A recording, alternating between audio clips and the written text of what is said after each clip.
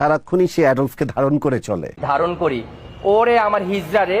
বিশাল গ্যাঞ্জাম বাইজা গেছে বাংলাদেশের দুজন সুদর্শন পুরুষের সাথে। অ্যাডলফ খান কয় আমি সুদর্শন পুরুষ আর রুমি কারিম কয় আমি সুদর্শন পুরুষ।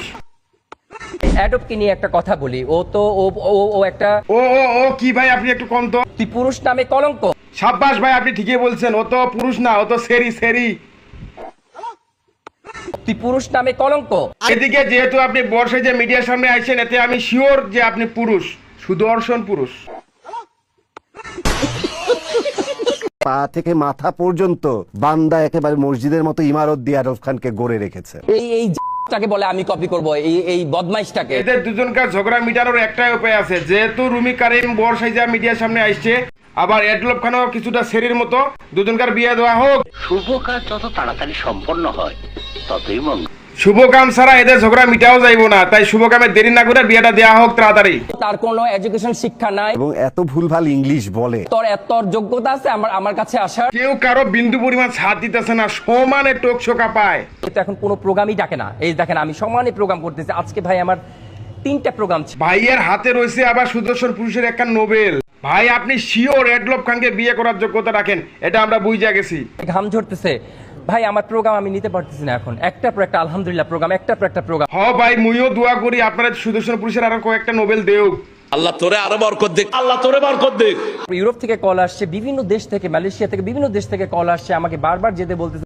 একটা জিনিস চিন্তা করেন, সুদর্শন পুরুষের ছোঁয়া পাইতে আমেরিকা সহ পৃথিবীর নানান দেশের নারীগুলা অপেক্ষা করতেছে শুধু ওর একটু ছোঁয়া পাইতে। ইউরোপ থেকে কল আসছে। কোন লেভেলের একটা সুদর্শন পুরুষ আমাদের বাংলাদেশে জন্মাইছে, এত বাংলাদেশের গর্ব। স্যালুট ভাই স্যালুট। আর এই প্রতারক ধান্দাবাজের দর্শন পুরুষ বলবেন না। মনের ভুলেও না, অ্যাডলফ খানের কি কোনো খাওয়ান আছে? বাংলাদেশের মধ্যে একটা সুদর্শন পুরুষ থাকলে সেটা হলো রুমি কারিম, হ্যাঁ কইছে। যাই হোক, মাল দুইটার কামড়া কামড়ি দেখলে ভালোই লাগে। আপনাদের কেমন লাগে কমেন্ট করে জানান। ও গাইস, 21 দুগুণা 22 18 দুগুণা 20 আজকে ভিডিওতে থাকছে মাস্টার্স পড়া বুড়ি, তাই আর দেরি না করে চলেন ভিডিও শুরু করি।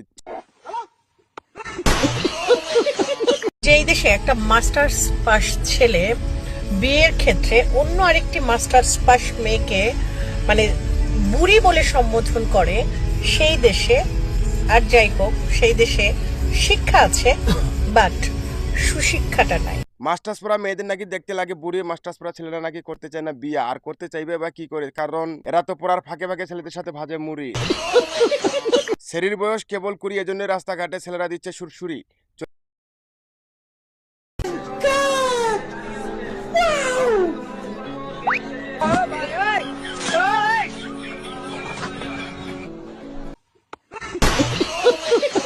পুরো ভিডিওটা আর একবার দেখি।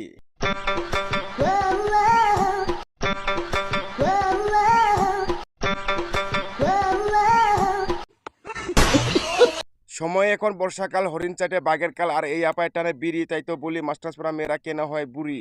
এত কিছুর পরও তারা দাবি করে 16 বছরের যুবতী।